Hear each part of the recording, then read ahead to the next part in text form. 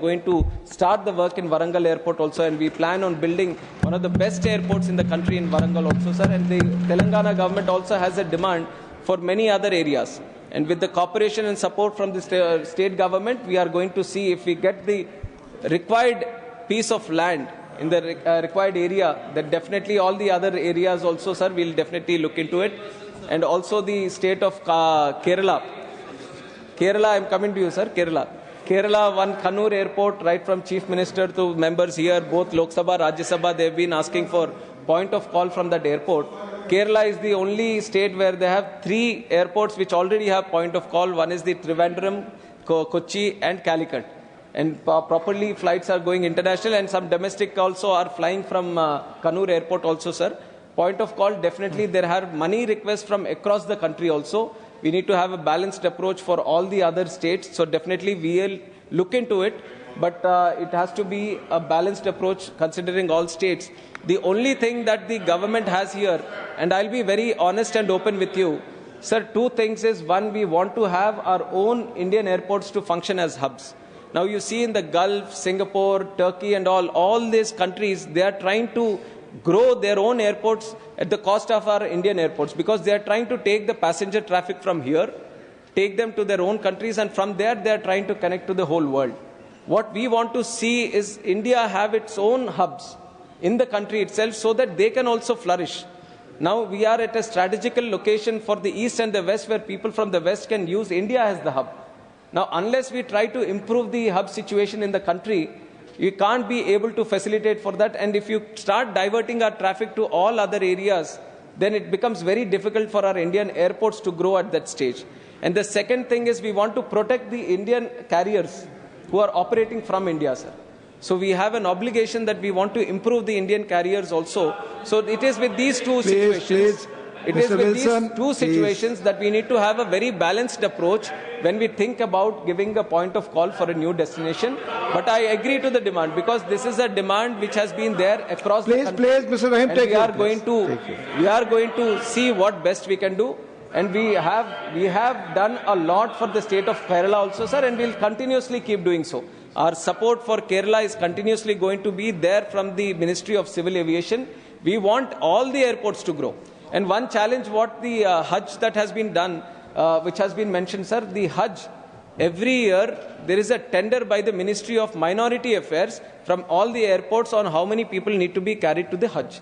And now what happened here is the tender, the bidding which was happened is at that level. It's a very transparent and accountable way of dealing with this Hajj thing. And that is how the bidders came in. That is how the bidders came in, and it was through the process how they were selected. But one interesting thing, Calicut, the runway we are trying to extend. Once the runway is extended, then you can have the wide-body aircrafts also there today, and we'll get back to the situation before. Because of one incident which happened at the Calicut airport, we didn't want the tabletop airport to be there like that. We wanted to extend the runway, and the ministry is continuously reviewing the situation, and we want to get the work done as soon as possible, which is going to improve the airport situation in Calicut also. And other than that, Bhubaneswar, our people from Odisha have also requested for many other airports. Many other airports have also been mentioned. Sir, all the airports, whatever we are getting requests, we are thoroughly assessing. The only thing is, we see the feasibility, economic feasibility, and also the technical feasibility of the land, and then we start moving in, sir. And now I've told already that from 74 we have moved on to 159. And only because of the support that Ministry of Civil Aviation is able to give, we have been able to increase. We are not restricting people from not having airports, but definitely the support has to come from the state government also in starting to provide the land.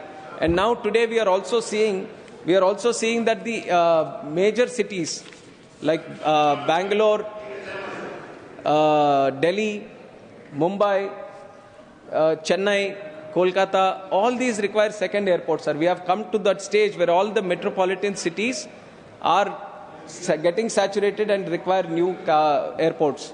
Now Mumbai, the existing airport is there, Santa Cruz, and now we are building Navi Mumbai Airport. Now Delhi including the IGI airport, we have Jebel International Airport, which is going to come up. Now, Bangalore has already been discussing for new airport in Bangalore. And the state government is proactively moving in selecting some sites for that. And on top of that, sir, please take your seat. Bhubaneswar is also trying to have an additional airport in Puri. So they have selected some land and they are trying to move in Puri. Chennai also, Parandur airport is also coming up. Now, Calcutta, West Bengal, I would like to make a request that Calcutta airport also needs another one right now, being a metropolitan city and a very important city in the country. So the state government should look at having an alternate airport, a second airport which caters for the city of Calcutta, because that is very much required today. Unless you start moving into that direction today, unless you start providing that land, it becomes very difficult in the future. So, like just how other metropolitan cities are moving in that direction, I would request states and the governments there to thoroughly look at this. Yes. This is a requirement not just for today but the future also, and I would use this forum to request through the members to their respective states to definitely support the idea of creating more airports. And sir, we are with the idea that in the next 5 years we can build 50 more airports, and I would also like to thank the Honorable Finance Minister. Udan scheme, what has been there for 10 years from 2016 to 2026, because of the way it has revolutionized and democratized air travel in the country, we have extended the scheme for another 10 years. So from 2026 to 2036, we are going to see an expanded Udan scheme through which we want to build 120 new destinations in the country. And we want to make 4 crore people travel under the Udan scheme, which is going to be much more which is going to give much more access to the citizens of this country. So we have grand plans coming in the future also. And to achieve this, we require the support of the state governments also in providing the land, in trying to acquire the land. So if the states can be proactive in this area, then definitely from the central government and the Ministry of Civil Aviation, we will provide all the necessary support. We don't see any politics in this area. We just want the country to thrive. We just want the country to become the #1 in civil aviation, not just in terms of hub and connectivity, but also in giving accessible, comfortable and convenient travel to the passengers also. And one initiative we have started under the Udan scheme, sir, we have connected the unserved and underserved airports of this country, where there were no flights traveling at all. There was a challenge on how to connect these airports, and it was through that vision the Udan scheme came into place. And after Udan scheme came into place, we have started more than 642 routes in this country where no planes were operating. No planes were trying to take up those routes. But through the viability gap funding under Udan scheme and developing of those airports and creating that infrastructure so that people and planes can move from that area, we have been able to start 600 more routes in that selected this thing. And now we have taken certain inspiration from Udan scheme also. Now you may agree or not agree, some people in this house, but after the involvement of the Udan scheme, lot of the lower middle class and a lot of the people who are migrant laborers working in different countries, they have all started to use air travel. What used to be a travel by train, they are starting to use.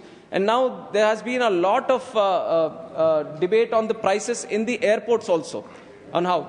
And taking inspiration from the Udan scheme, we have started Udan Yatri Cafe in the airports also, where water bottle we are providing for 10 rupees, tea coffee for 20 rupees, samosa for 20 rupees. This is the first kind of initiative, and I don't think even the railways will have these kind of prices what airports are trying to give today. We have started in Kolkata, which is doing record number of sales. We have started in Chennai. We have started in Ahmedabad. We are starting in 8 more airports, and we want to do it in each and every airport of this country. Each and every airport of this country, we want to have a stall where at least if someone wants to buy something, he doesn't feel that I can't have anything here. We want to create, at least, even though airports are supposed to be facilitating for the travel, we are ensuring that at least in this sense, we have to make sure that he doesn't go hungry at the airport, and we are creating these Udan Yatri cafes, which has been successfully done in the initiative, and in the future we are going to make it possible in all these things. And when it comes to airfare, I know it is a very contentious topic of discussion for all the members. I already told you that when it comes to airfares, it is a work in progress and a lot of things need to come into place. If you try to break up the airfare itself, there will be hundreds of things which try to affect the airfares, right from the fuel prices, right from the kind of leasing charges that are taken, and the MRO costs that are involved, and the kind of people that get involved in maintaining the aircraft, so many things are there. So capping the airfares and trying to have a one-stop approach is not followed by any country. We are trying to follow what the market dynamic fare pricing, and definitely inside that, if there is anything which malpractices are there, or misusing or misutilization or taking advantage of the market is there, definitely the Ministry of Civil Aviation is going to take necessary actions. We are going to ensure those kind of situations doesn't arise.